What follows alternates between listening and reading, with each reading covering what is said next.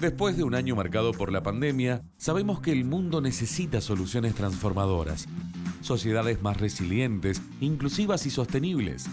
De la mano de la Agencia para el Desarrollo Económico de la Ciudad de Córdoba y en el marco del Programa para el Desarrollo de las Naciones Unidas, llega a Córdoba el quinto Foro Mundial de Desarrollo Económico Local. 5 días de transmisión en vivo. Más de 200 disertantes de América, Europa, Asia y África construyendo respuestas territoriales, adaptadas al contexto global. Territorios e innovación, desigualdad y pandemia, el futuro del trabajo y el trabajo del futuro. Del 26 de mayo al 1 de junio, el mundo se da cita en nuestra ciudad. Juntos tenemos futuro. No te lo pierdas. How are you doing? Good morning. Good morning, everyone. Good morning over here in this part of the world. Good afternoon in other parts of the world. And even good evening, because this is a live broadcasting that is reaching the whole world. My name is Daniel Alonso. I'm a journalist at La Voz del Interior, and I have the honor to welcome you to this 4th preparatory webinar on our way to the 5th World Forum on Local Economic Development that is going to take place here in Cordoba, May 26th, June 1st, 100% virtual.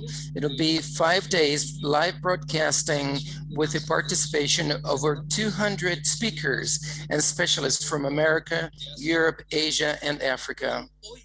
Today, we're meeting and we're supported by the Agency for the Economic Development of Cordoba, ADEC, and the International Labor Organization to focus on businesses and workers in the informal economy identified as the most vulnerable sectors facing COVID-19 crisis.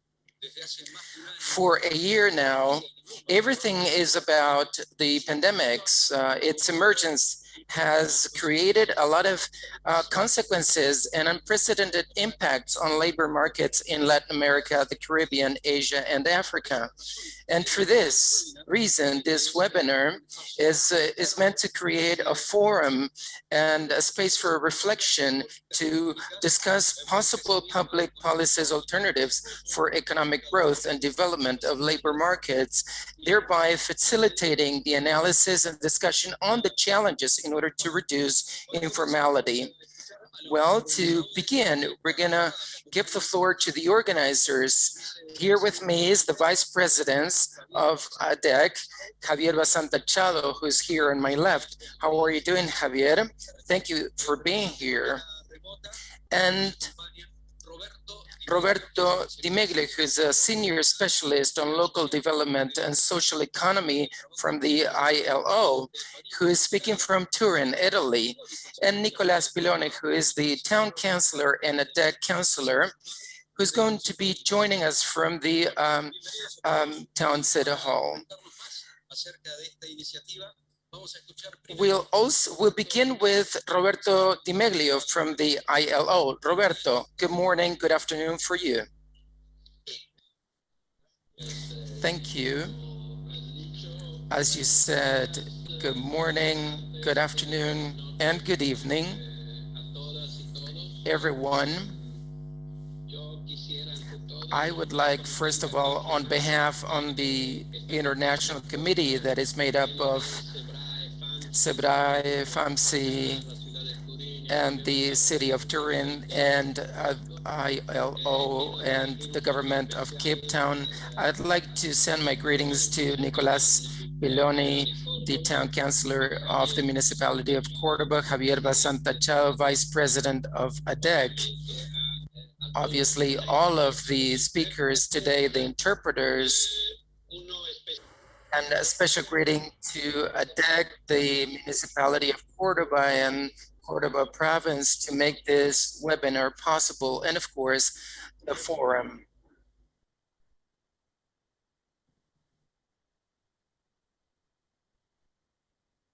I will be speaking for 2-3 minutes if you think it's possible.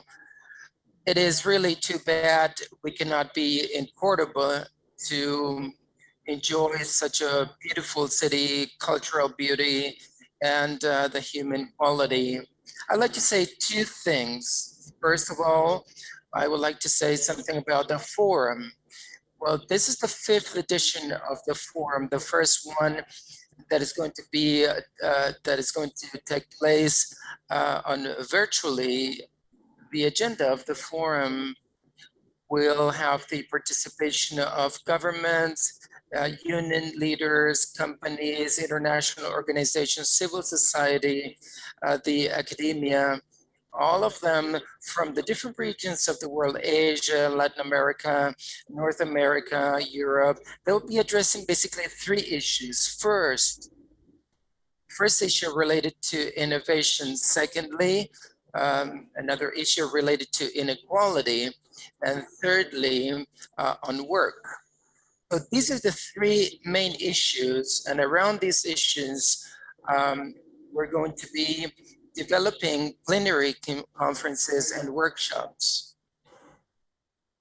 The spirit of the forum is to share and assess experiences and best practices that are related to the context we're going through, the crisis we're going through, in order to encourage a development agenda that is centered on people and on the planet as a whole.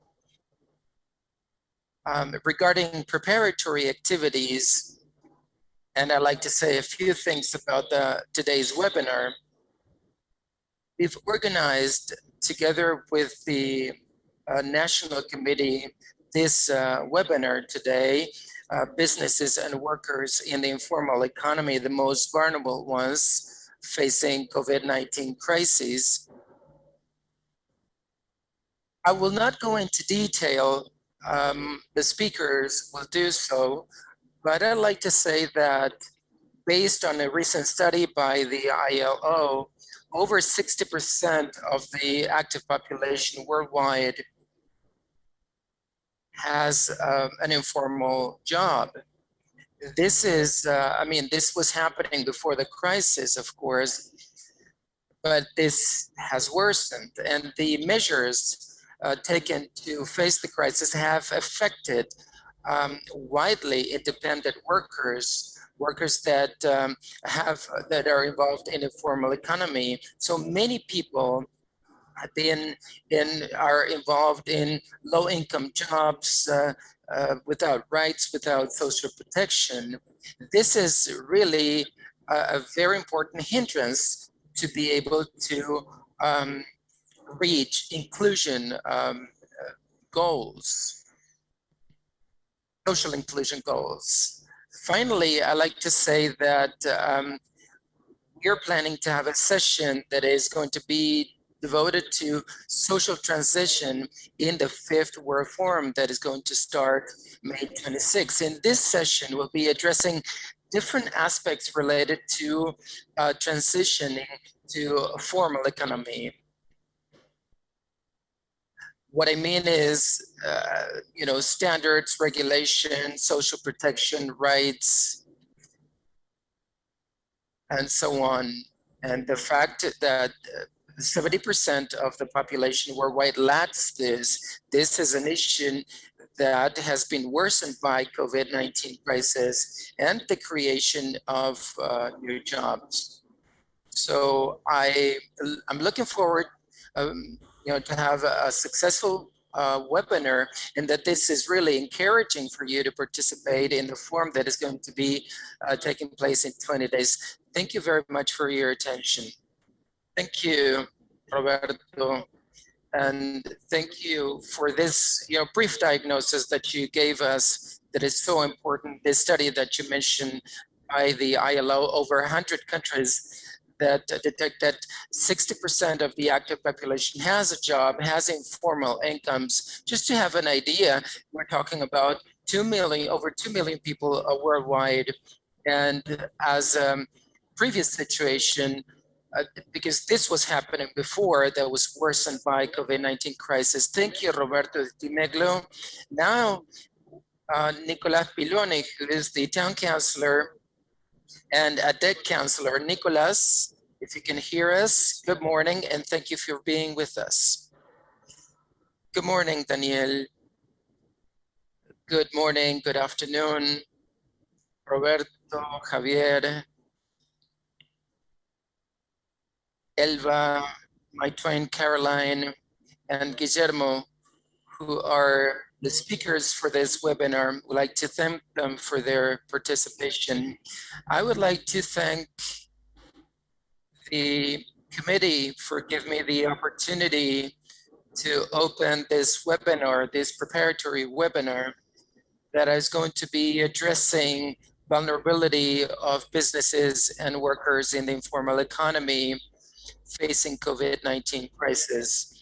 First, the greetings of our Mayor Martin Jajora, who wishes we have a really fruitful webinar, and that the conclusions of this webinar today are really the drivers for future discussions that we're going to have during the fifth forum. Informality is a scourge that affects economies worldwide, but is now quite more relevant in countries that are less developed. They have weaker institutions and lower income per capita. Independent workers and informal workers are the most vulnerable ones, and they have been so along history, because as they are in informal economy, they cannot have access to basic rights that are enjoyed by those of us that are in formal economies. For this reason, this vulnerability becomes more evident in these times, in these critical times, and even further if this crisis is a worldwide pandemic that has had over 3 million deaths and economic losses for over $4 million. That could actually equate to GDP of a power country such as Germany. This crisis, this severe crisis that the whole world is going through, that is the result of coronavirus, is submitting over 2 million people that are in informal economy, and they are really facing extreme situations. As people involved in the political arena, we have the moral and ethic obligation to find solutions to this issue as soon as possible. We cannot, from the political arena, we cannot be indifferent. We are responsible. We are accountable to formalize economy and fight informality. But the private sector also has to begin to respect labor practices. So this is a shared responsibility, so to speak. So we have to face this situation. As a whole. Thank you very much for giving me this opportunity to open this webinar. And we have really a prestigious panel today that are going to share their experiences on the issue of this webinar. And finally, as Roberta said, once more, I invite you to participate in the fifth forum, the fifth edition of the World Forum on Local Economic Development. As Roberta said, will be 100% virtually, but believe us, we're doing everything possible so that you can enjoy this summer virtually as if you were in our city. So you can visit our city in a different way. Thank you, and we'll be meeting in the forum very soon. Thank you, Nicolas. And thank you for understanding that this as this is like a regular conference day. Javier Vasantha, ciao. Thank you very much for being with us.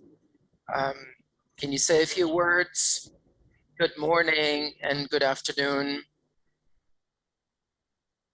For us from ADEC, and as Nicolas just said, spoke on behalf of our mayor, I'd like to say that our mayor, as president of ADEC, has been working very, very much to make this fifth World Forum possible. I'd also like to thank the international organization for having worked so hard in completing the agenda. And we believe, well, you will not have the chance to visit our city, but we have really a very solid group of people working. So be able to show you how beautiful our city is, the productive potential, and the how Cordoba is applying implemented technology, and how we can be in some instances an example of some things that, some solutions that we came about based on our reality. The issue today is related to COVID-19, but we should understand that this issue dates back, before the pandemic, and we need to focus on the solution to those people that are involved in informal economy. We need to work on the causes and the effects that this is producing, because bottom line, this is preventing the development of businesses and people. And then this also leads to untruthful competition in the region. I believe that today will be a forum to globally discuss how this issue is being addressed in other parts of the world, and with the representation of the Secretary of Finances, Guillermo Acosta, to be able to hear some policies that are being implemented to address this topic, this issue that is really relevant to come up with a solution. I'd like to thank all of the participants today, and we invite you to participate, to join us in the fifth forum. And we expect today's webinar is fruitful to discuss and serve as a starting point to come up with solutions for this issue. Thank you. Thank you, Javier, for being with us. So we have people here in the studio and we have people in other parts of the world. Okay, so let's begin with, first of all, we're going to have a look at a presentation, and then we're going to get started. Cordoba Local Government for Quality Employment. Businesses and workers in the informal economy, the most vulnerable ones facing COVID-19 crises.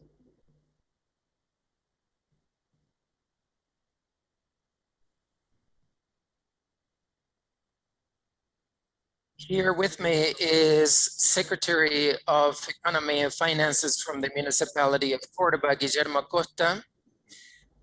Good morning, and thank you for being here with me. With us today are speakers from different parts of the world, together with Guillermo Ilva Lopez Morelo, who is an officer in inclusive labor market at ILO, Madame Tuan, Vice President and General Secretary of the Associate Business Association of the City of Cantu, and Caroline Skinner, who's an urban research director at WIGO, that is the Women in Informal Employment Globalizing and Organizing. Caroline is a chief researcher at the African Center for Cities at the University of Cape Town. So welcome, and thank you again for joining us on today's webinar. We'll begin with Elva Lopez Morelo, officer in inclusive labor market at ILO, to share the methodology. Each of the speakers will present, and then after the presentations, we'll have some time for questions and answers to close the webinar. Good afternoon, Elba. You're in Spain. I'm actually in Buenos Aires, so good morning. And good morning to everyone. It's an honor to be part of this webinar, so I'd like to thank the organizers for the invitation.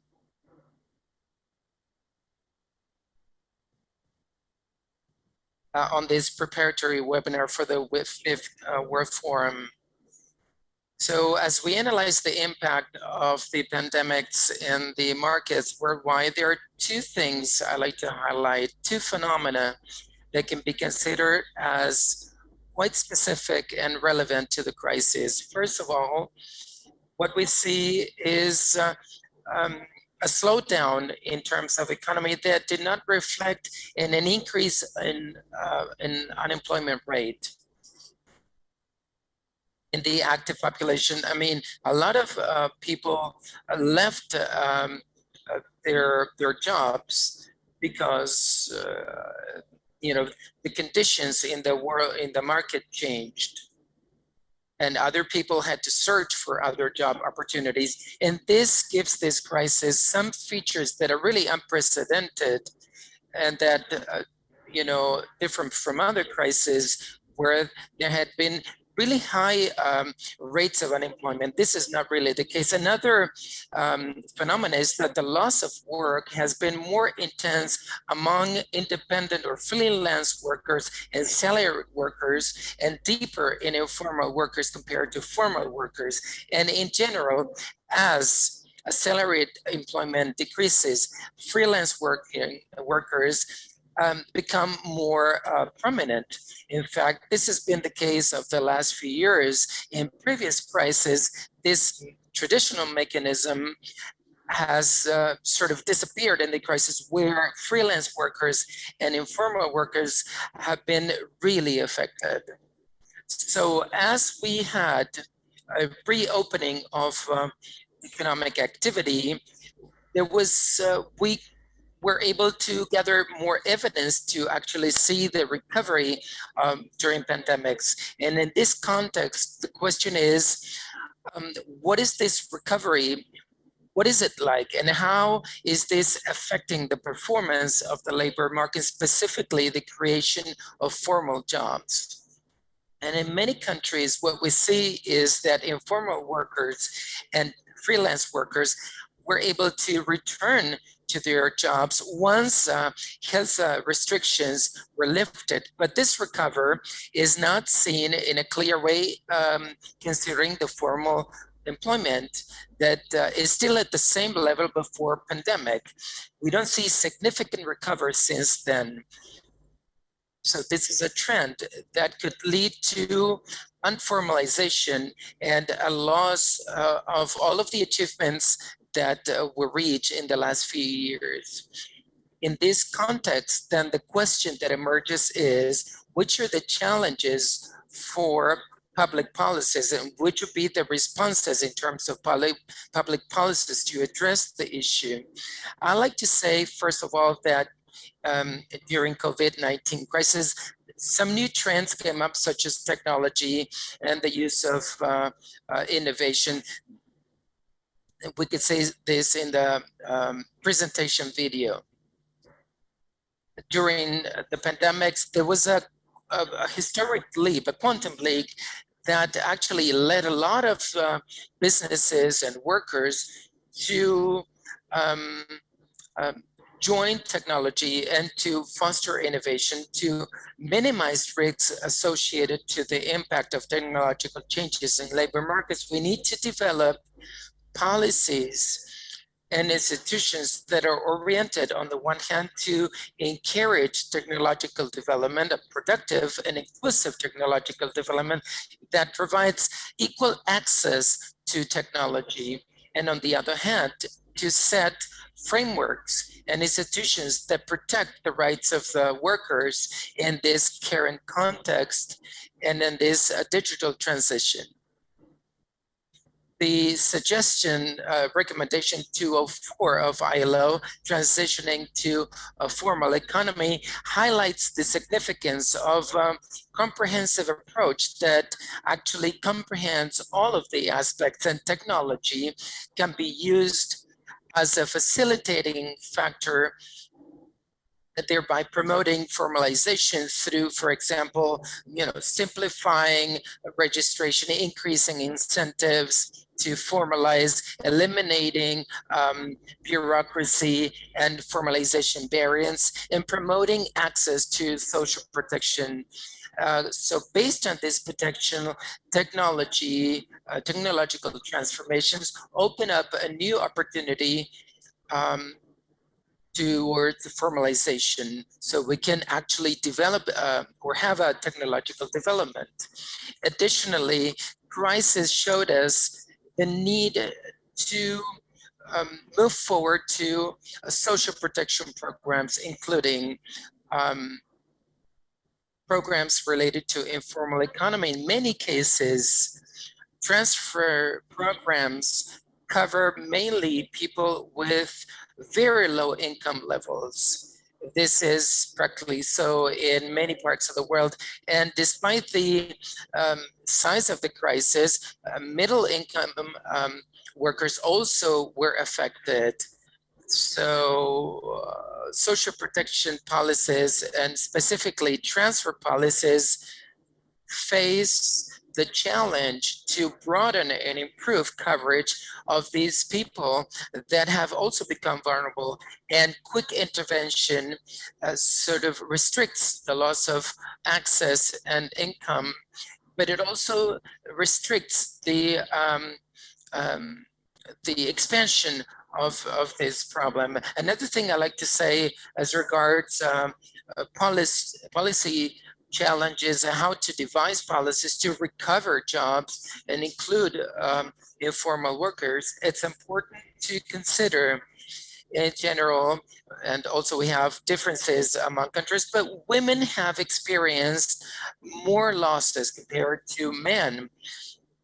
What I mean is that we have had more losses in women that are actually in the informal economy. It is also important to mention the different difficulties in a context where education have been altered by health restrictions in many countries. So the situation demands to strengthen a formalization process of the economy that has to address all of the sectors and the restrictions that women are facing to join quality employment and formal employment. And a key aspect is the combination of proactive social programs focused on women with cross-sectional strategies and recovery policies. In this sense, as the crisis has showed, that we need to expand the range of opportunities for women to take advantage of employment and labor opportunities. We need to ensure them access to new technologies and appropriate training programs. The advance in the development of high coverage system is also very important if we want to move forward in terms of gender equality, not only because it facilitates inclusion, but because it's a source of new potential jobs. And if we create new decent jobs and formal jobs, this can be actually a significant source to actually have women in the formal economy, to bring women into the formal economy. The most affected workers and informal workers are mainly in the lower part of the low income, in the income distribution. This crisis will lead to higher levels of inequality. Today, the crisis is challenging countries to reach formulas, to come up with formulas to fight inequality and to move towards equal distribution.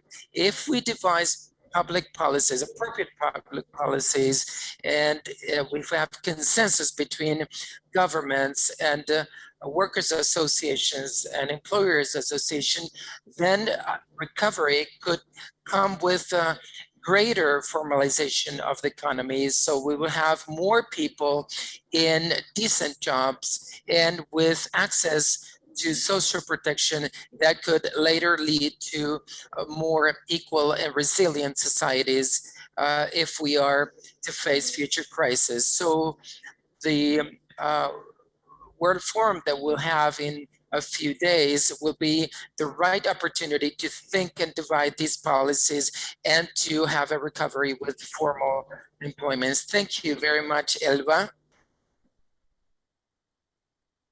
We will be back to you in a few minutes with questions and answers. Elba just showed us a detailed scenario, and now we'll move on to the micro situation. And Guillermo Costa is here with me, the Secretary of Economy and Finances of the Municipality of Cordoba. Guillermo, thank you very much for being with me today.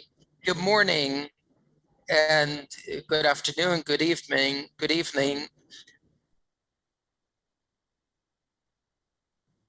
And I'd like to thank the organizers of this International Forum on Local Economic Development for this opportunity.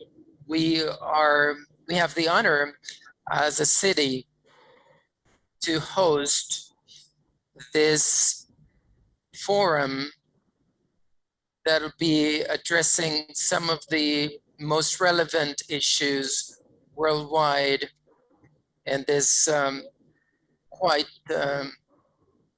a critical word. I don't have much time. Well, of course, greetings from our mayor. As Javier Vasantha said, you may remember that Martin Jajora, our mayor, recently opened the forum. The first few minutes, I like to use them to give you an idea about Cordoba, because I know you're really far. Cordoba is located in the center of our country. It is the capital of the province. It bears the same name. This city is quite large, over 500 square kilometers. It's the second largest city in Argentina, and a large city compared to other cities in the world. You know what it means then in terms of management.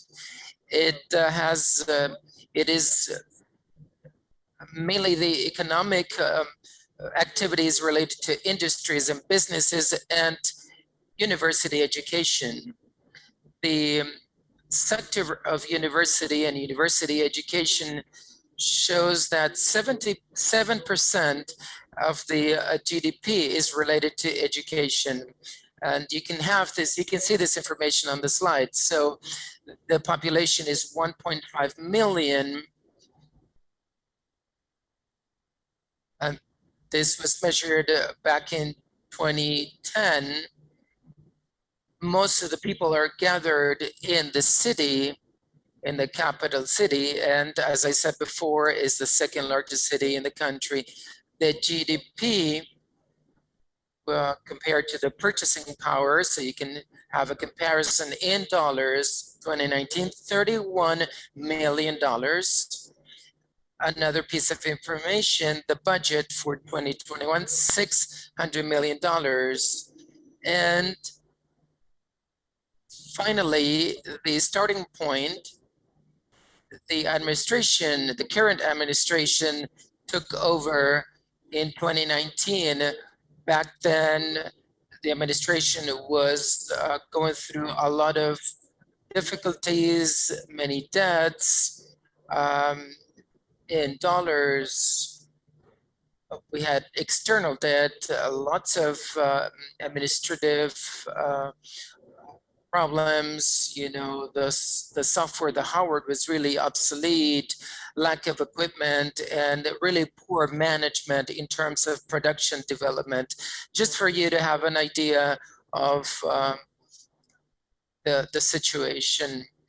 The issue today is informal economy, and broadly speaking, we know the undesired consequence of informal economy in terms of, you know, social, economic impacts and political impacts as well. We know that this is an issue that has to do with many causes. There are several papers in economic literature that have to do with labor systems, social security systems, production systems that have to do with bureaucracies, and there's really an endless number of causes related to informal economy. And as you can see on the slide, what's the role of the local government? Because if we say that informal economy is related to the structure of labor systems or tax systems, we need to recognize that local governments, we have a set of tools that is quite more reduced compared to a regional or national government. But we do know with our mayor and our local government team that local governments and municipalities can do a lot in terms of management and coordination. We can do a lot to encourage public dialogue so that each of the areas do not become stagnant and isolated. We can do a lot in terms of management to work with different levels of government and encourage a public dialogue, but at different levels, multiple levels. And we can do a lot to encourage private-public dialogue and to encourage private dialogue. What I mean is having people that before understood that they had very little to share, but as the state, as the local government, we create the conditions for them to share their experiences.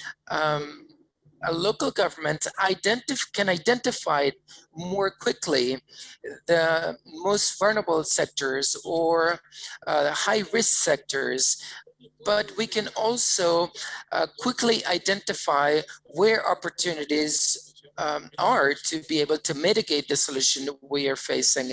And finally, there's an important job we can do in terms of data creation. As regards informal economy, we have a lot of data at a national level or regional level, but we don't have much data at a local level. So we need to create this data, to systematize data and convert it into information and improve diagnosis, and then improve public policy decision making. I'd like to just highlight some of the things we're doing here at a local government level. Cordoba is promoting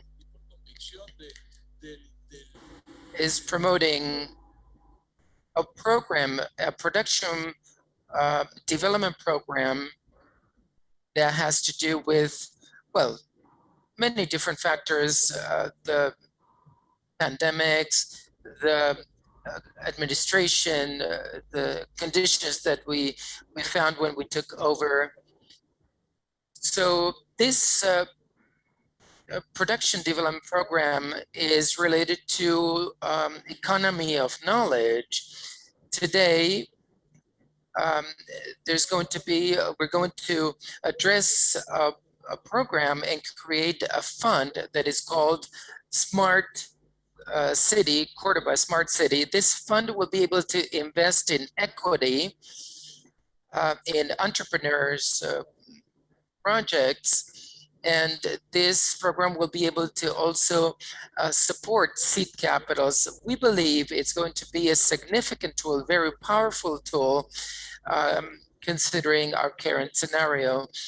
We are also going to be launching a program that has been approved already, that it's an online e-commerce program, you know that is an important variable. The challenge is to obtain permits and authorizations to start a business will be now conducted digitally, and it'll be automated. And we'll also create an investment service center that will provide services and facilitate landing of companies that are particularly related to the economy of knowledge and outsourcing, BPO and KPO. In addition to this, we're also working on creative economy, encouraging different rounds of discussions, such as, audiovisual design, also community economy. And probably the most important thing we're doing here is we recently launched a card. We call it Activa, Active Card. Just for you to have an idea, people register in what in the world is known as complementary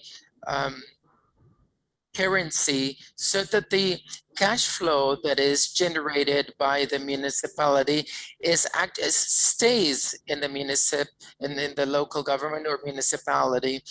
But in this case, this has another impact, because it's not only the economic impact, but in this community economy, collaborative economy context, everybody has access to a direct or indirect benefit, and they also make contributions. So businesses actually make a contribution to a fund that can support actions, for example, regarding social issues and environment. And this would be the other impact. We're working very much on fairs and exhibitions, fairs that were in informal conditions and that created a lot of harsh conditions. This is shifted dramatically. As a local government, we created a registry of fairs. We promoted the space to actually value this, and because of the health restrictions, that was very hard. But as the mayor says, now we have it's also a gender policy. I was just listening to our colleague from Spain.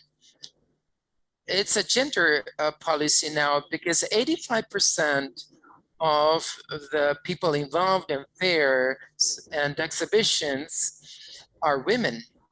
And there are even higher percentages in other fairs and exhibitions.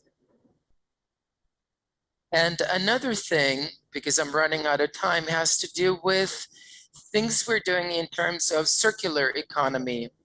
This afternoon, we're going to launch the cluster of circular economy. Cordoba wants to become a relevant player, not only nationally and regionally, but also at an international level, with very important things such as creating a circular economy school where we can teach the public in general.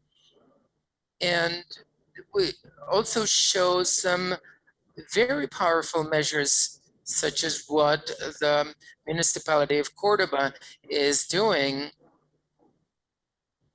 via COIS, which is to connect somebody, for example, that is, a collector, a cardboard collector.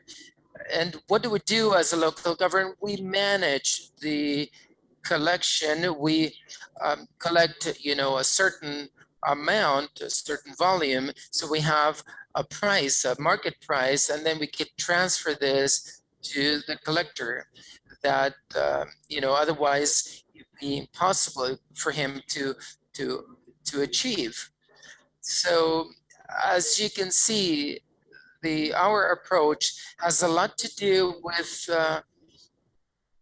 production development policies. And as Eva just said, this leads to a more resilient, a more inclusive economy, for a more regenerative economy in a world where the pandemic is still having its impact and there's still a lot of uncertainty. Thank you again for this opportunity to show you what we're doing in Cordoba. Thank you, Guillermo, Secretary of Economy and Finances of the Municipality of Cordoba. This was a description of the different tools that could be resorted to by local governments. Guillermo just said that Cordoba is a city that has 1.5 million people, considering the whole metropolitan area, plus these satellite cities, is what we call the greater Cordoba. It is a situation quite similar to the city of Can Tho in Vietnam. Madame Juan, General Secretary of the Business Association of the city of Can Tho, has a quite similar population compared to Cordoba, but it's of course located in a different geographical region. We'll now listen to her presentation for today's webinar.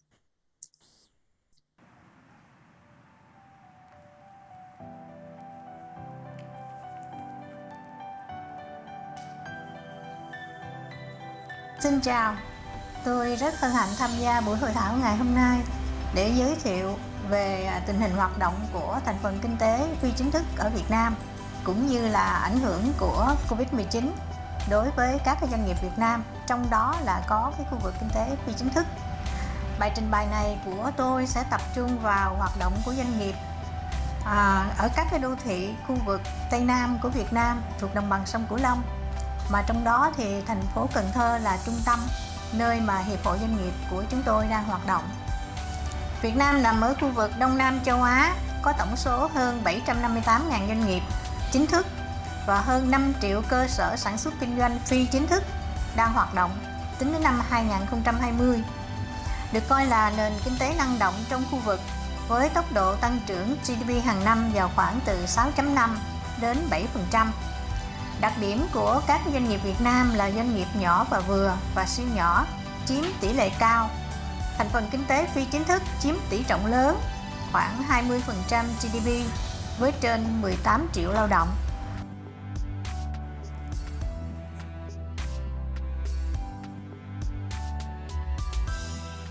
Các bạn đến Việt Nam có thể thấy rõ hoạt động kinh tế phi chính thức ở khắp nơi, thường được gọi là kinh tế vỉa hè, gồm các hoạt động như là bán hàng rong, bán lẻ, dịch vụ giao thông, giao hàng. Thường là họ bám vào các cái vỉa hè và lề đường để mưu sinh.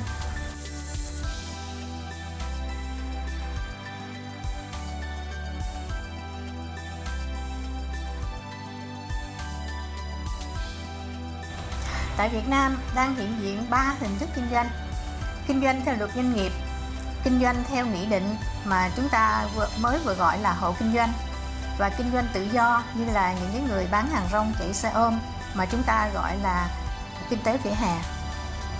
Trong khuôn khổ của cuộc hội thảo ngày hôm nay với cái nội dung thảo luận về khu vực kinh doanh không chính thức, thì có thể nói là tạm thời chúng tôi có thể coi cái hộ kinh doanh và kinh doanh tự do là khu vực kinh doanh không chính thức, vì các lý do sau đây. Thứ nhất là hộ kinh doanh không cần báo cáo tài chính và nộp thuế thu nhập doanh nghiệp. Thứ hai, họ không cần mua bảo hiểm xã hội cho người lao động. Thứ ba, họ không cần tham gia các cái tổ chức của nhà nước, ví dụ như là công đoàn. Thứ tư, họ không bị thanh kiểm tra định kỳ như các cái doanh nghiệp đăng ký theo luật doanh nghiệp. Và thứ năm, họ không cần phải có hồ sơ công ty như là điều lệ, quy chế hay là thỏa ước lao động. Đổi lại với sự tự do này, họ cũng bị hạn chế và thiệt thòi quyền lợi trong kinh doanh. Ví dụ như là thứ nhất, không vay được vốn ngân hàng để kinh doanh. Hiện nay thì các hộ kinh doanh đều vay ngân hàng với tư cách là cá nhân chứ không phải là vay ngân hàng như là một doanh nghiệp. Thứ hai là họ không tiếp cận được các cái chính sách ưu đãi của nhà nước dành cho doanh nghiệp về vốn, đào tạo nguồn nhân lực. Thứ ba là họ không tạo được lợi thế cạnh tranh trong việc tham gia các cái gói thầu. Khu vực đồng bằng sông Cửu Long nằm ở phía tây nam Việt Nam, gồm 13 tỉnh thành phố. Trong đó, thành phố Cần Thơ đóng vai trò trung tâm và là thành phố lớn nhất khu vực với trên 1,5 triệu dân. Đây là vùng đất đồng bằng, màu mỡ, phì nhiêu, thích hợp cho việc phát triển nông nghiệp và thủy sản, được mệnh danh là vựa lúa hay dạ dày của Việt Nam. Nơi đây cũng tập trung hệ thống sông ngòi, kênh rạch lớn nhất Việt Nam. Sản phẩm chính của vùng là gạo, trái cây và thủy sản. Việc kinh doanh thương mại trong vùng diễn ra rất thuận lợi bằng cả đường sông và đường bộ. Theo sách trắng doanh nghiệp Việt Nam năm 2020, toàn vùng đồng bằng sông Cửu Long hiện có hơn 55.000 doanh nghiệp, chiếm 7,26% tổng số doanh nghiệp cả nước. Đa số là doanh nghiệp nhỏ và vừa, chiếm 96%. Riêng số doanh nghiệp ở thành phố Cần Thơ năm 2020 là 8.562 doanh nghiệp, chưa kể cái số lượng hộ kinh doanh 995.000 hộ, rất là năng động và đóng góp một phần đáng kể cho việc phát triển kinh tế. Ở Việt Nam thì hộ kinh doanh được coi là khu vực kinh doanh hợp pháp vì cái quy mô được quy định là dưới 10 lao động và tạm xếp vào loại hình phi chính thức theo định nghĩa của ILO. Trên 80% hộ kinh doanh hoạt động trong lĩnh vực thương mại, dịch vụ, chế biến thực phẩm, tạp hóa hoặc kinh doanh cửa hàng ăn uống, karaoke, may mặc thời trang, in ấn, trồng trọt, phụ tùng máy móc điện tử. Mức độ tăng trưởng, tỷ trọng đóng góp vào GDP và tính năng động trong phát triển kinh tế cho thấy vai trò trọng yếu, tính thích nghi cao và sức sống bền bỉ của thành phần kinh tế này. Chính vì rất năng động và tự tạo ra công ăn việc làm cao nên việc chuyển đổi từ thành phần kinh tế phi chính thức sang chính thức gặp nhiều trở ngại ở thành phố Cần Thơ cũng như trong khu vực đồng bằng sông Cửu Long. Năm 2020, Việt Nam diễn ra 2 đợt bị ảnh hưởng trầm trọng bởi Covid-19. Đợt 1 và đợt 2 cách nhau 100 ngày. Thời gian này nền kinh tế hầu như bị tê liệt hoàn toàn với các cái biện pháp cách ly phòng chống dịch rất là gắt gao của chính phủ. Đến đầu năm 2021, dịch Covid-19 bùng phát một lần nữa như một cú đấm, tiếp theo bồi thêm vào cái sự khó khăn của các cái doanh nghiệp, đặc biệt là các cái lao động và hoạt động sinh kế trong thành phần kinh tế phi chính thức. Giống như nhiều nơi trên thế giới, trong những đợt bùng phát của Covid-19, doanh nghiệp Việt Nam chịu thiệt hại nặng nề. Tại lễ công bố báo cáo tác động của dịch bệnh Covid-19 đối với doanh nghiệp Việt Nam ngày 12 tháng 3 2021 do Phòng Thương mại và Công nghiệp Việt Nam phối hợp với Ngân hàng Thế giới tại Việt Nam với sự hỗ trợ nguồn lực của chính phủ Úc, thì 87,2% doanh nghiệp Việt Nam bị ảnh hưởng tiêu cực bởi Covid-19. Trong đó 72,3% doanh nghiệp tư nhân và hầu hết các hoạt động kinh tế phi chính thức bị ảnh hưởng. Thời gian này, chính phủ ban hành nhiều biện pháp để hỗ trợ doanh nghiệp. Hiệu quả nhất là việc giảm thuế thu nhập doanh nghiệp, giảm 15% tiền thuê đất. Gói hỗ trợ tín dụng ngân hàng và gói hỗ trợ tiền cho người lao động thất nghiệp cũng được ban hành, nhưng chưa phát huy được hiệu quả áp dụng. Phần lớn người lao động và các cơ sở sản xuất kinh doanh trong khu vực phi chính thức không tiếp cận được gói hỗ trợ này. Chủ trương gần đây của chính phủ Việt Nam là thúc đẩy chuyển đổi loại hình hộ kinh doanh sang hình thức đăng ký hoạt động theo luật doanh nghiệp. Các cơ quan và tổ chức hiệp hội cũng đang được khuyến khích tham gia cùng với nhà nước, thúc đẩy việc chuyển đổi loại hình kinh tế này để theo kịp cái đà phát triển của đất nước. Các biện pháp, chính sách cụ thể đang được các chuyên gia nghiên cứu thảo luận, nhưng cũng chưa đạt được sự đồng thuận của các hộ kinh doanh do nhiều vướng mắc. 5 cái không mà hộ kinh doanh đang được hưởng giúp giải phóng họ khỏi những trói buộc về hình thức, đảm bảo tự do kinh doanh, những ngành nghề mà pháp luật cho phép. Trong thực tế, nhiều hộ kinh doanh hoạt động hiệu quả hơn là các cái công ty đăng ký theo luật doanh nghiệp. Làm sao để các hộ kinh doanh tự nguyện thống nhất chuyển đổi loại hình từ phi chính thức sang chính thức? Đây là câu hỏi không dễ trả lời, là thực tế không thể giải quyết bằng quyền lực hoặc là biện pháp hành chính. Đã có trường hợp hộ kinh doanh đăng ký lên doanh nghiệp, sau đó phải hủy bỏ và xin điều chỉnh trở lại là hộ kinh doanh vì không đáp ứng được các cái quy định theo luật doanh nghiệp. Có nên chăng cần có những quy định riêng cho khu vực doanh nghiệp này để vừa giúp họ phát triển công việc kinh doanh vốn đã thuận lợi và thuận tiện theo khả năng, vừa có sự quản lý và hỗ trợ của nhà nước giúp họ ngày càng phát triển. Sự tự do giúp họ linh hoạt và dễ thay đổi, điều chỉnh tùy theo từng bước đi thăng trầm của kinh tế thương mại. Đặc biệt trong thời gian chưa biết khi nào dịch Covid-19 kết thúc, rất cần các thành phần kinh tế phi chính thức tái lập hoạt động kinh doanh để đóng góp vào việc phục hồi nền kinh tế Việt Nam đã và đang bị ảnh hưởng do Covid-19 gây ra. Cảm ơn quý vị đã lắng nghe.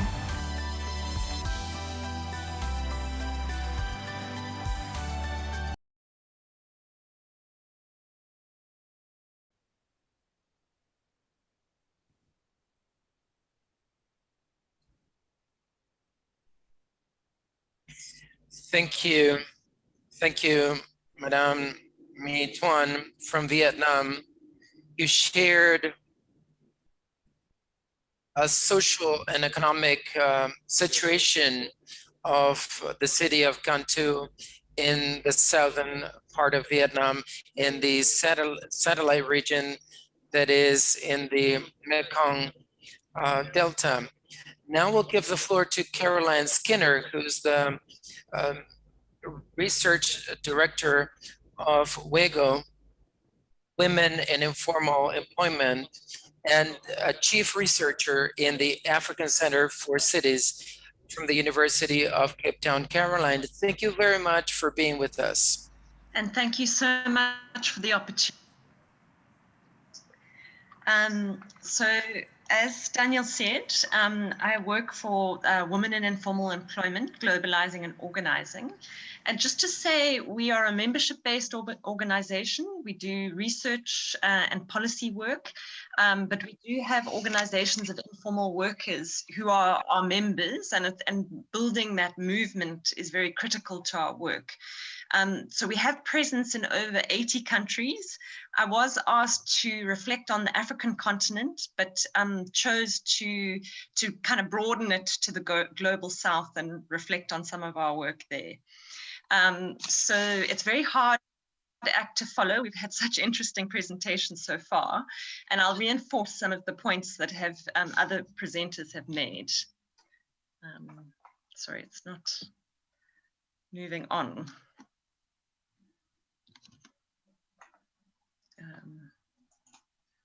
Sorry, my slides aren't moving on. Ah, here we go. So the impact of measures to prevent the spread of COVID. Other speakers have already noted that informal workers in general and women workers in particular have been disproportionately hard hit. The ILO in April of last year estimated across developing countries that 82% of earnings from informal employment were lost in April 2020. So that was a period of hard lockdown for many countries. And country level data confirms this. I myself have done some work in South Africa, and it's very strongly confirmed. And it shows that recovery is slow. So many have lost their jobs, and those who are back at work report working fewer hours and or earning less than the pre-crisis. So we, as WeGo, and I was very mindful that we also have a kind of city level audience here, have worked with our membership-based organizations in 12 cities to rapidly assess the impact of the COVID crisis on informal workers. So I'll give you a map of the cities which we've been doing this research in, and it's a panel data set. So we are going back into the field to assess the recovery with the same people. So what this gives us is both a sense of what's happening at city level, but also what's happening by worker groups. So the informal economy is a very lumpy notion. It includes a lot of different types of workers. And sorry about our acronyms that are well known to us, but might not be to everyone else. So it's domestic workers, home-based workers, street vendors, and waste pickers that we have been studying particularly, and that's reflected in the graph below.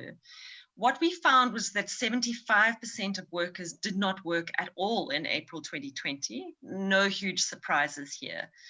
By mid-year, however, about 36% of workers had not returned to work. And you can also see that there's quite a big difference by worker groups.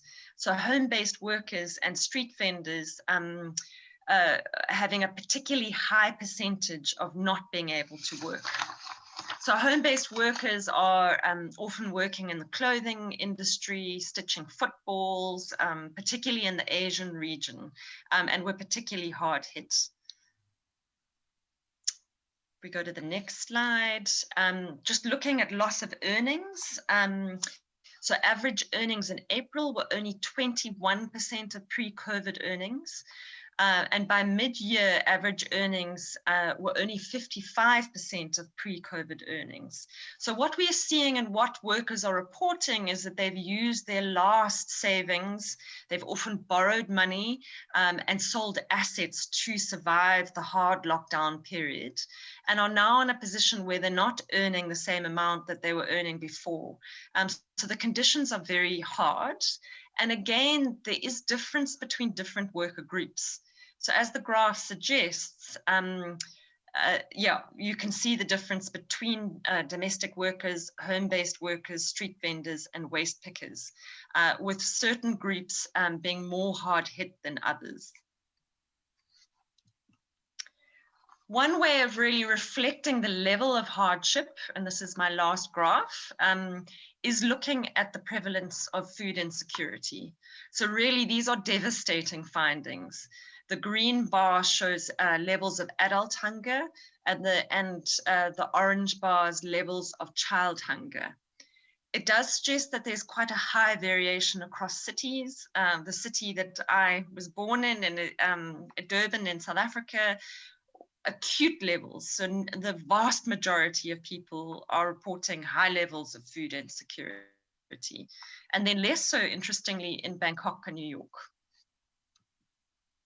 So what lessons can we learn from the COVID response? We would argue that the COVID period spotlighted the essential service informal workers provide, the extent to which informal workers are outside the protective arm of the state has really come to the fore. Security net.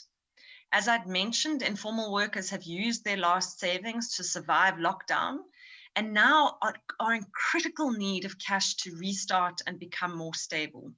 So across these cities, and we do detailed work with membership organizations and detailed research, we found almost across the board that state support has bypassed informal workers.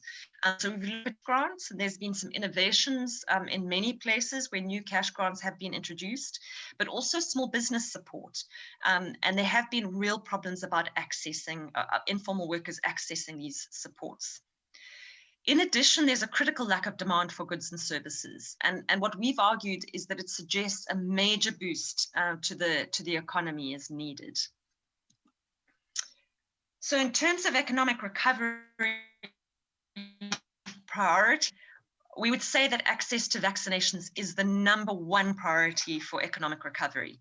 I downloaded the latest data on COVID-19 vaccine doses administered per 100 people, and it really shows a devastating story. So the dark blue shows high levels of vaccinations. The light blue middle levels and the completely white parts of the global map are where vaccinations haven't started.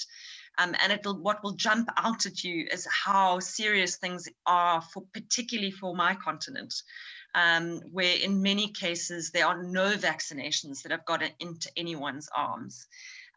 So this is very critical. Obviously, where vaccinations are being rolled out, what's critical for informal workers is that they are vaccinated alongside their formal counterparts. But also another issue is vaccine hesitancy. So we're seeing a lot of misinformation out there, which to me suggests a priority intervention around information about vaccines in general and to informal workers in particular. So economics, the next set of priorities we would say is that economic stimulus rather than austerity is needed, including considering a universal income guarantee as a key way to kickstart the economy. So to get the giant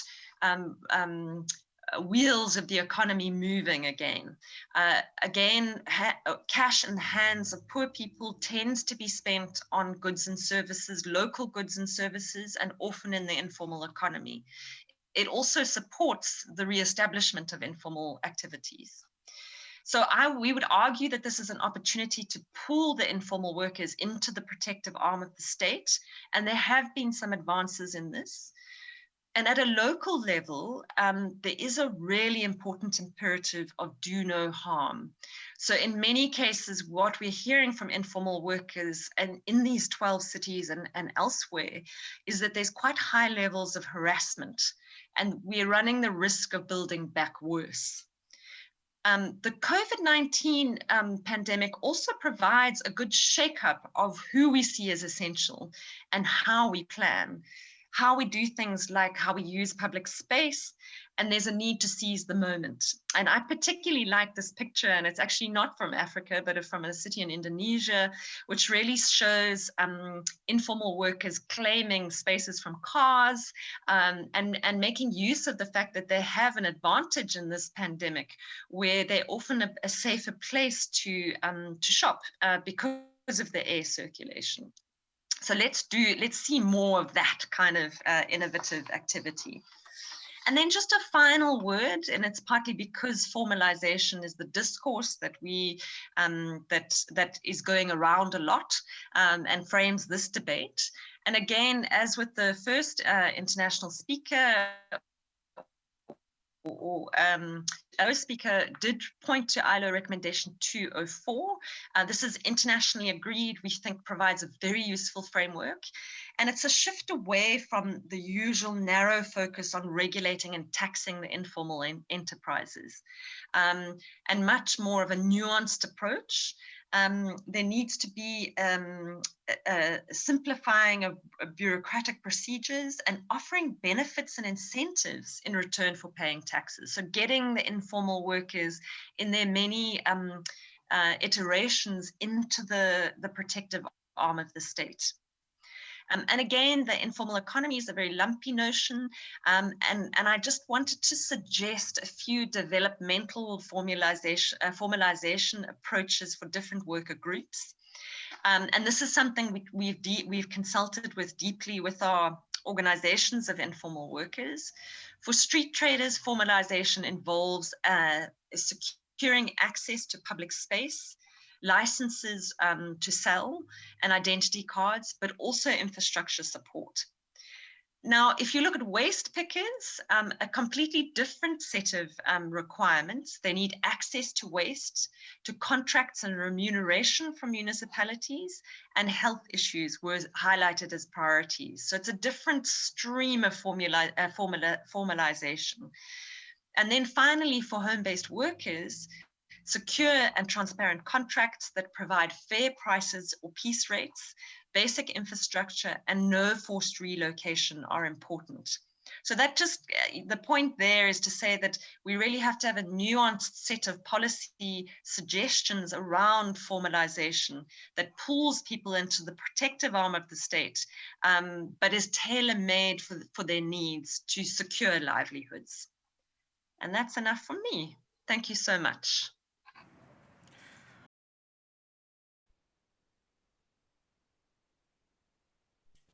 Regarding the experience from South Africa, the approach of informal economy will now have some time for questions and answers, and we'll begin with Elva Lopez. Elva, in your presentation, you discussed something that is quite relevant in our current scenario that has to do with an overlapping of informality and digital transformation, technology. So the question is, which are the local policies that could be implemented facing the impact of technology in labor markets? Thank you, Daniel. That's right. This is what I mentioned in my presentation. And one of the phenomenon that has actually grown in this context has to do with digitalization and technology. A lot of production units that are in informal economy have adopted new technologies to be able to continue making their businesses grow through e-commerce. And there's also another phenomena related with different digital platforms that allow this e-commerce to be able to reach consumers. For example, delivery digital platforms have grown a lot during pandemic times in many countries in the Latin American region. So this is technology and digitalization and the emergence of new technologies and platforms is, we have a question, and the question is how these new jobs interact with informal economy. And here is where the discussion that a lot of these new jobs also emerge as informal jobs. Many of these workers are informal workers. So what can we do? First of all, it's important to have a production technological development that is inclusive, that provides equal access to everyone. So the positive side is of these technologies and technology and digitalization, and workers can have access to technology to develop their business activity. It has to be equal. All of the business units and businesses and workers should have equal access to this. And we have experiences, for example, in Cordoba, as Guillermo said, and companies, I'm sure they have their own experiences and their own territories. But what is important is inclusion, so that access is not just for specific groups, but for everyone. And we have a gender technological gap that we need to address. And as I said before, there is a set of methods of work, so ways of working that are related to these new technologies and digitalization and jobs that emerge as the result of technological advances. And these new jobs do not always find an appropriate regulation. Sometimes the lack of a clear definition, so they end up adopting a regulation that is not really appropriate for the nature of the job. So we need to have specific frameworks and institutions that protect and guarantee the rights of the workers in this context and in this transition toward digitalization. And another issue that is also important regarding informal economy, related to these new jobs, related to technology, it's important to guarantee the organization of workers. because this kind of jobs is characterized by the fact of, the space. If it's virtual or not, or other spaces where interaction among workers is present. So it's important then to strengthen a framework so that their rights are protected and the policies that are going to be made are right for them. Thank you very much, Elba. Now, Guillermo, as we were working to prepare this webinar, I was going through a study by the ILO. I think it was in 2009, over 10 years ago. And the situation back then and the challenges back then are really pretty much the same as the one we have today, with a worsened social economic situation. So my first impression was to find, I was facing an overdiagnosis, and this happens with chronic issues. And I remember with the pandemics, when the national government had to come up with support measures, package of measures, and the first diagnosis or the first of projection over the number of people that could be achieved actually exceeded what the government was expected. Millions of people that had to be supported, because you mentioned data creation to have that could lead to better decision making. What is the situation in the local government? Data creation and converting this data to information is key. For example, social policies with Raúl Acaba, Liliana Montero at the municipality of Córdoba, they are geo-referencing all of the organizations that are connected with the local government. So we, fill out a form.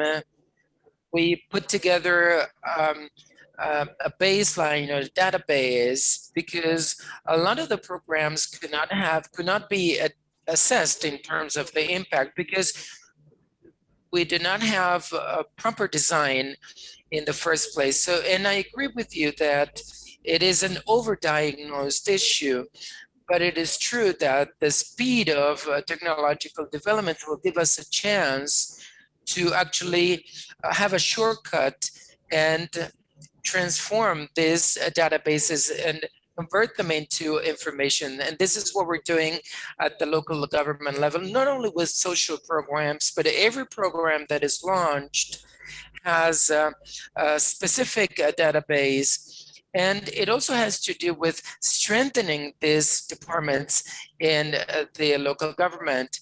The current administration began by creating databases that is in the Department of Economy, but is now connected to other areas and other departments, for example, related to the vaccination programs or social programs. And this is also related to what I said before, that this is the local government coordinating so that the social issues is not isolated from health issues, but everything is interconnected. And the role of organizations, social organizations, you just talked about this, the mapping and geo-referencing and connecting all of the organizations, because we know it's a multiple, we should need a multiple approach. Now, the question is to Madame Mituan, because I would like to know which are the incentives of the economy, because a lot of our work has to do with incentives. So which are the incentives of the most appropriate incentives so that the informal sector moves toward the formal sector, and which would be the business role and the union role?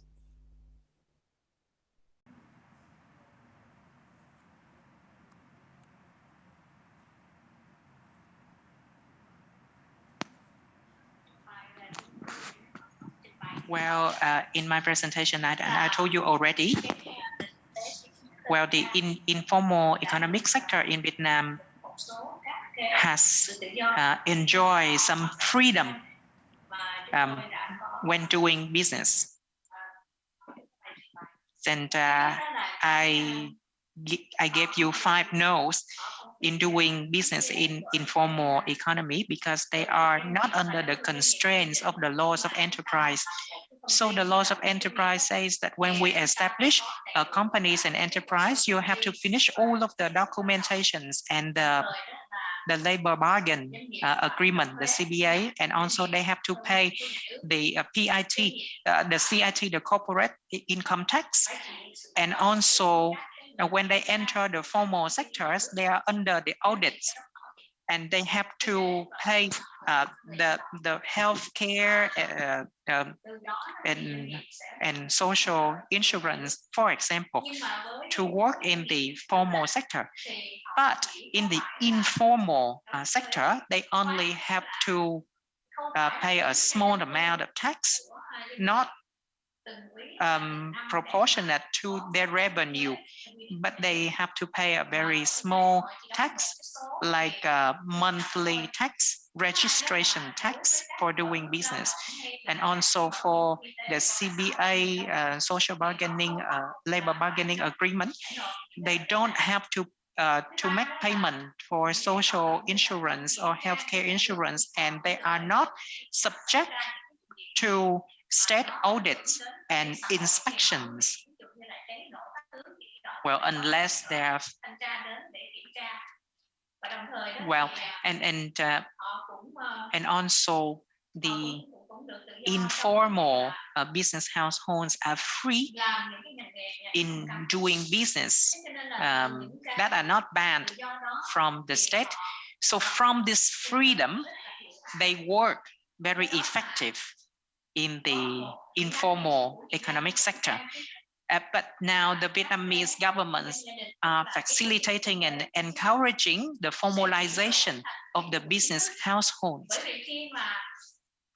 because when they enter the formal sector, according to the laws of enterprises, they're eligible to have more support and incentive from the state. Well, in Vietnam, the activities like access to bank loans and bank credits, only the formal business can do that.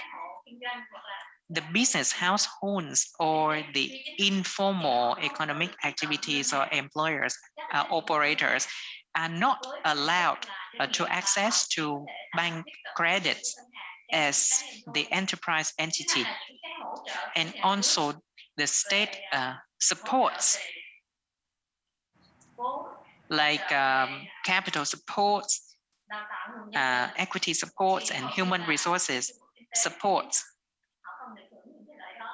do not reach the informal sector. And also in tendering processes, the informal sectors are at a disadvantage too in public tendering processes.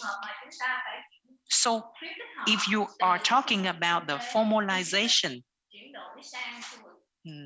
of this business operator, we see that there are 2 elements, the internal elements and the external element. The internal elements means that the business, the household business or the informal operators themselves have to realize that if they continue to work in the business as usual scenarios, they will have many disadvantages,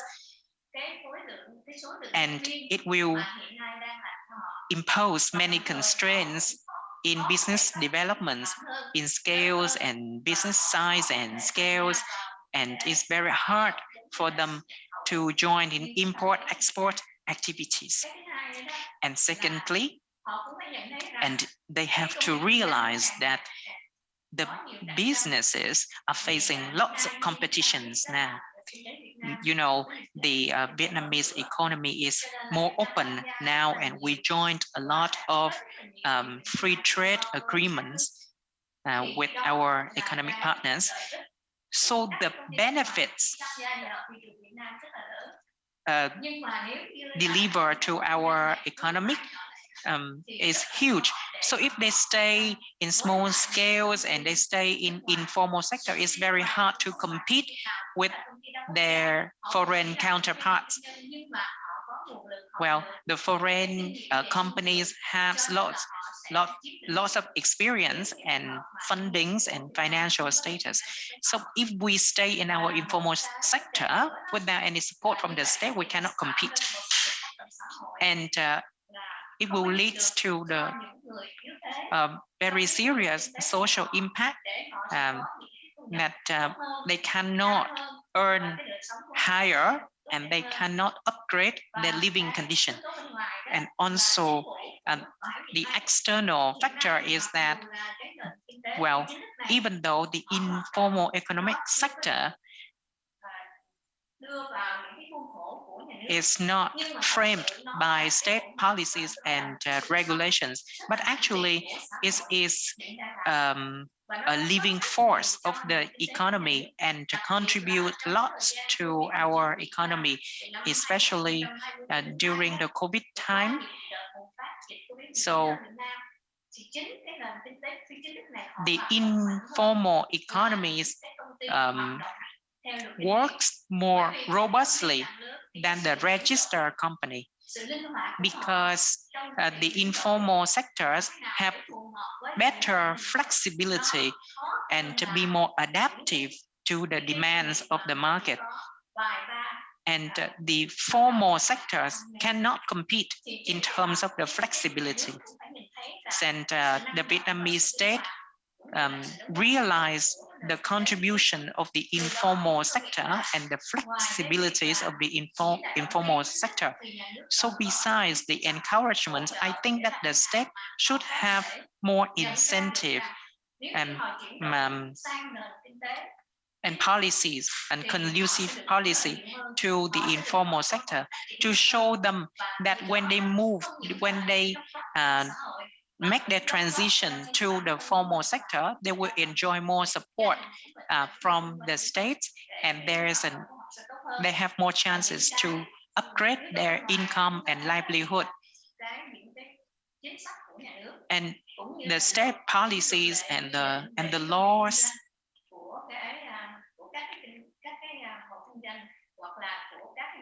on business households, and the state need to support these economic operators to enhance their capacity. Because when they work in the informal sector, they do business based on their experience. They don't have any capacity and capabilities and business governance and marketing and sales and management and how to go to market and so on and so forth, and business management. And that is the place where the state needs to support. And the third thing that we see, besides the business governance, we need to review our tax regime so that we can be more facilitating. The tax regime will prove to be more facilitating to business activities. Well, with a certain tax rate, business can reserve their capital for reinvestment.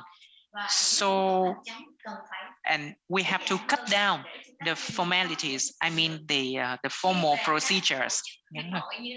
And for the Cần Thơ Business Association, we try our best to support the businesses to raise the voice and the challenges of the businesses to the state, so the state know what to do. And also we act as a bridge between the states and the business communities to communicate the state policies to the business communities, and so that people can take advantage of the state policy. Thank you so much.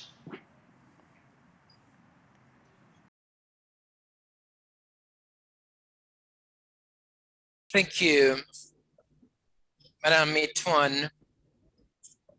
You gave us a description of how to balance or rebalance incentives. We have more incentives for informality or informal economy. Of course, it is difficult for them to transition to a formal economy. To wrap up, I would like to make a question. The question goes to Caroline Skinner.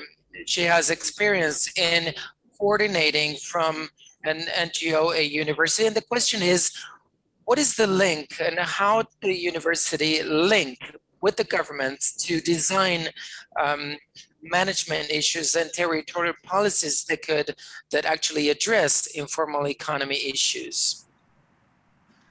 So over the COVID period, there actually were some interesting new opportunities in the South African context, where there was kind of quite widespread recognition that informal workers were being disproportionately hard hit and needed a cash grant. So we are one of the countries that has introduced a new special COVID grant. It was a small amount, it was lower than the food poverty rate, but it has had profoundly positive impacts in terms of people just being able to eat. So for me, it was part of what, the driver of really thinking through in big economic terms, the importance of cash in the hands of poor people. As a university, it was a moment where evidence was needed to back up to make the case that informal workers needed targeted support, but also to think through implementation. And we have a lot of engagement around the implementation and design of that grant. And now in the more recent era, in our rollout of vaccinations, essential workers will be next in line. And we've got an interesting process of saying essential workers aren't just formal workers, they're also informal workers. And we as the university kind of researchers have been, and WeGo researchers have been able to give some concrete suggestions about how you can vaccinate. Where and how, because they're not in fact, informal workers are not in factory settings. It's not quite as simple. So it has been an interesting moment where evidence has been able to be deployed for good use. Not so much at local level. In the South African context, we have seen that governments are less open. They're taking strain, they have less resources, and a lot of the more developmental bureaucrats are working from home, and the people who are at the coalface, you're punitive, the police. So as I said, in my country, as is echoed in across the globe, there is far greater harassment. So I'm sorry, I don't have very positive stories to tell at a local level. Thank you.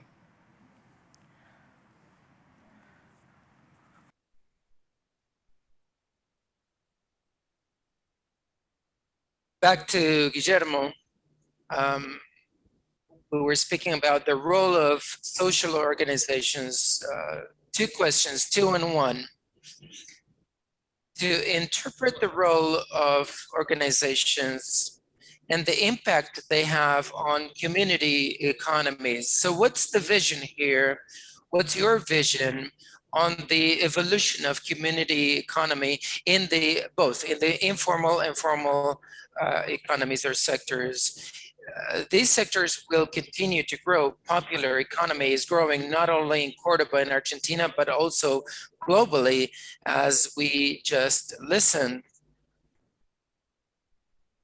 And the fact of working with social organizations, what I mean is, this has to do with collaborative economy. We need to get rid of the role of the state alone and connect with universities, connect with third sector worlds, any other operator or agent that can actually contribute to the policy. And the second part of the question, the impact that this community economy will have on formal informal economy, and there's the role of organizations. And then the measurement, I mean metrics. We need to measure, we need to know exactly the impact of the programs we're implementing, and this will help us make the necessary corrections and see whether we're doing something or we're not doing something. It has to do with the start. We need to have a solid baseline to then compare it to the evolution. And somebody said something about informal economy in the business sector, and technology plays an important role here with the improvements and the tax systems, the management systems. Our municipality, a local government, has migrated to a more digital, smarter system. Not long ago, we were working with our 300 most important taxpayers. So we have experts, and we identified that 60 of those 300 had to, we needed to get in contact with them for some requirements. So we knew exactly what we needed to ask them, because the tax system is digitalized, so we have all of the information together. Everything is together, so we can identify exactly what is needed. We crossed all of the data from the province and the nation. In Argentina, we have a simplified tax paying system. I mean, taxpayers pay a small tax, and we have now a single or unified system. This unification was really very important. So we have now all of the information together at once through digital platforms. So we have different mechanisms to fight informal economies that has been studied for many years. Thank you, Guillermo. And I'd like to take the opportunity to thank the speakers that have joined us today with their visions, their presentations on informal economy. Elvas Lopez Morelo, Guillermo Acosta, Madame My Tuan from Vietnam, and Caroline Skinner from South Africa. So we're now closing this webinar. And thank you for being with me in the studio. This is not a conclusion, it's just a contribution. A lot of things we've heard today in this webinar to find to come up with some issues or some approaches for this crisis. It has to do with the design of public policies that are related to the quality of institutions. I believe that this is very important because this is connected to what Guillermo just said in terms of a high-scale cooperation of all the sectors of the society. And this will lead to the level of institutions. And this will also lead to better qualities of public policy, better management, and more effective policies. So we'll be meeting next May 26th at 9 o'clock Argentine time, 2 p.m. European time, to start the 5th World Forum on Local Development and the economies, and the role of territories in times of uncertainty. For 5 days, we'll be broadcasting live and have the participation of over 200 participants and speakers from Africa, America, and Europe. It is 100% virtual, free of charge. of charge, and you can register at the website 5th edition cordoba.ledwordfarm.org. Thank you again and have a good day.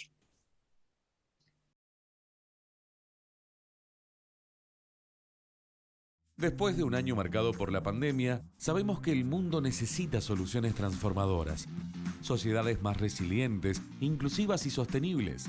De la mano de la Agencia para el Desarrollo Económico de la Ciudad de Córdoba y en el marco del Programa para el Desarrollo de las Naciones Unidas, llega a Córdoba el 5º Foro Mundial de Desarrollo Económico Local. 5 días de transmisión en vivo. Más de 200 disertantes de América, Europa, Asia y África construyendo respuestas territoriales, adaptadas al contexto global.